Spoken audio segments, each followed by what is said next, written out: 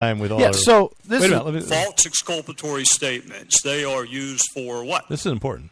No, it isn't. Yeah, it is. So either for a substantive prosecution or for evidence of intent in a criminal prosecution. Exactly. Intent and consciousness of guilt, right? Is that right? Right. Consciousness of guilt and intent. In your old job, you would prove. So his point was, I think, was she was conscious of it and there was intent. The FBI is saying there was no intent to violate the law.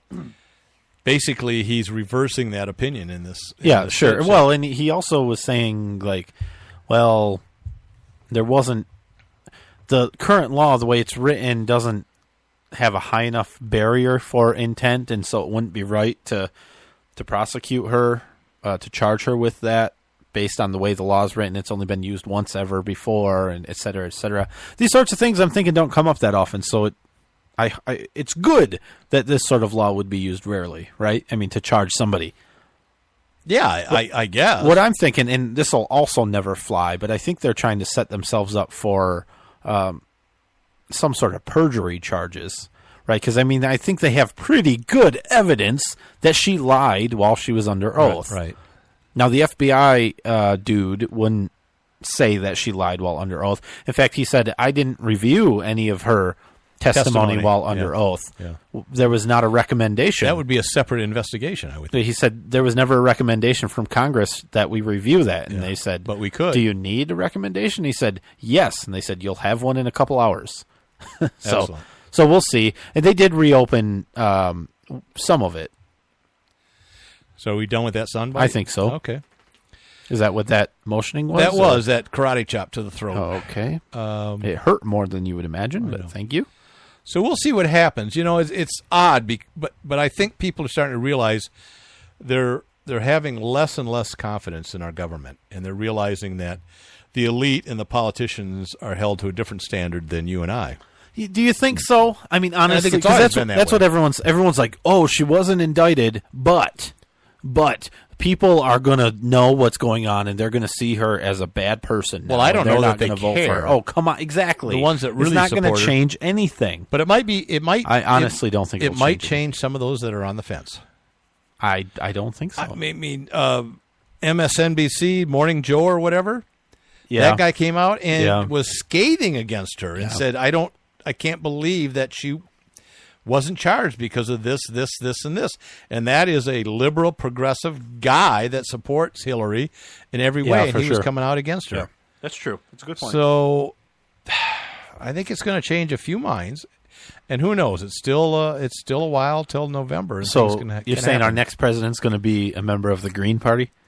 I think or that or the Communist Socialist Party. That's who I think will become president. What, has Bernie officially dropped out? I haven't really been paying attention. I haven't heard anything about Bernie lately. A report did come out and say that he is supporting her next week. Oh. What? Yeah, that's how these things always work. It's like next Tuesday at 5 p.m., Bernie Sanders will put his support behind Hillary Clinton. Yeah, so next week. And, you know, I mean, that's what I hate about politics. And here's a guy that's campaigned against her, telling, Can you talk into the mic? I'm sure you saying all of these you have enough things experience pouring alcohol that you don't need to watch it go into the I can do it glass. blindfolded. And so I'm like the movie Cocktail where they're flipping things around. Okay, come on, we're running out of time. I know. So you didn't need another drink. It's one thing to say, I hate this person, they're terrible, don't vote for them, all that, and then it looks like they're going to win. And it's like, ooh, shoot. I'm going to have to work with this person. I still want to be a senator and get things done. I don't want to look bad. So I'm going to support the person that might be president. Bull crap. You're saying that's what Bernie's doing? Yes. He hasn't gotten a single damn thing done as a senator. You think now he's saying, I want to get stuff done. He hasn't done anything. All right. He doesn't want to be murdered. That's it, and that's this FBI director. That's his deal too, or have in air quotes an accident, and that's potentially the Attorney General's deal too. It's that, or Loretta Lynch that said, Oh, no, yeah. we're not pressing charges. And the FBI director. That I said that. Oh, did very you? I didn't hear clearly. that. I don't Yeah, listen to you. I know. The other thing is, though, if she's elected, these Democrats, We're running out of time. they have a lot of potential to be promoted and to get cabinet positions and all sorts of other things. Absolutely. We'll see how it goes. I heard Barack Obama might be nominated as a Supreme Court justice, but I don't think he wants to work at that. I think he just wants to make millions of Well, dollars. I mean, he has spent talking years and stuff like that. He I has- don't think he wants a job. He has- He's never had a job. Yeah, and certainly, I mean, he's had one or two, I guess. He was a senator and president now. He's never had a job that he's been successful or productive at, that's for sure.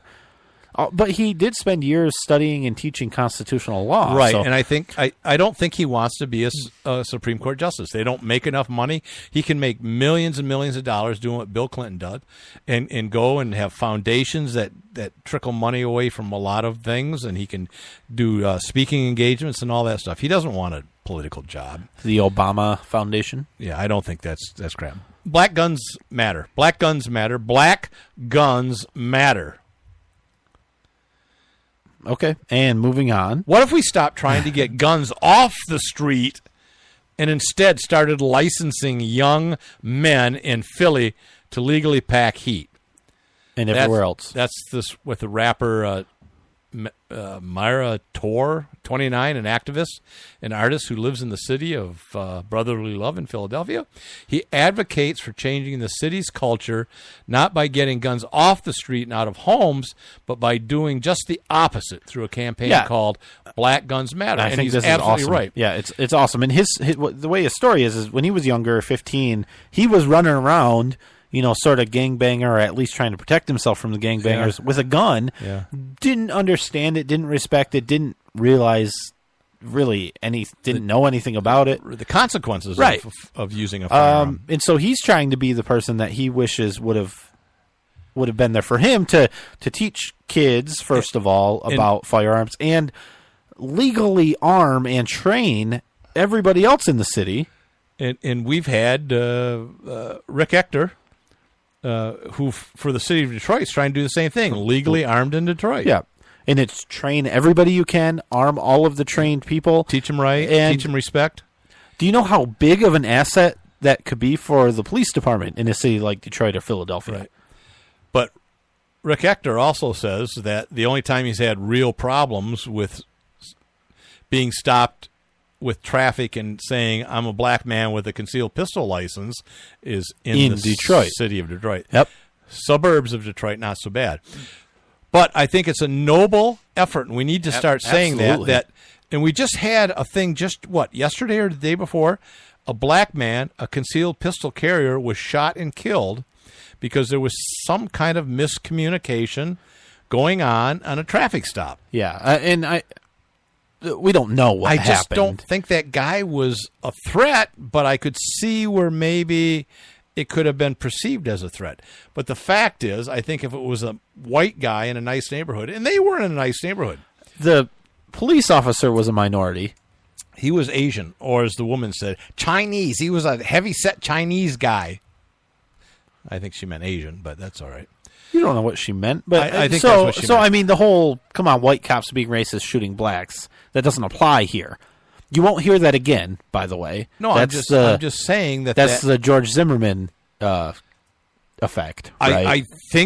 I think black people are afraid of getting licenses to carry concealed because I think they could be perceived as more of a threat than a white person. I think that's a factor. I did see a comment. You were talking about Rick Ector. I did see a comment because he talked about this, about how to properly conduct yourself in a police stop. encounter.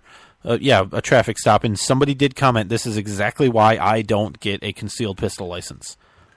That's what I'm saying. And it's not. I think it's a deterrent for minorities. It's not a good reason. Particularly blacks, not to get a gun and carry it. Yeah, it's not a good reason. Now, I'm hoping that from the shooting, and it was in Minnesota, which I referenced earlier, I'm hoping there's body camera footage. Something comes out. And something else, because the video that was posted was after the shooting. After the shooting. We don't know what happened. And even the way she described it was, The cop asked him for his driver's license. He was reaching for it and told him At that the he same had a time. gun. Yeah. Well, don't do that. Well, how did I he don't say know it? exactly. Did he say I'm licensed? Did he say I'm going for my gun? I have a gun? Right. Whatever. I don't even know where the gun was. If he Right. was carrying it I don't on know. his side. Yeah. So we'll see what happens with that. But the point is, this guy wants to start advocating for more and more minorities in big cities, especially inner cities, Yeah. to start carrying lawfully. I think that's a great idea, but you need to start educating the police departments in those cities about it. Yeah, we are out of time. Oh, my goodness. Something I wanted to mention, though, that I don't have time for. Facebook Live. I saw this yesterday, like right after because she streamed it live on Facebook Yeah. in the shooting, sitting still in the car with her shot boyfriend. It was pretty gruesome. If you Yeah. want to Yeah. watch the video, it's all over the internet. But Facebook Live makes it really easy for people that aren't prepared and don't think that they ever are going to need to Something like this. stream something important like this. Makes it really easy for them to get it on the internet, where it's very, very hard to remove it. Right.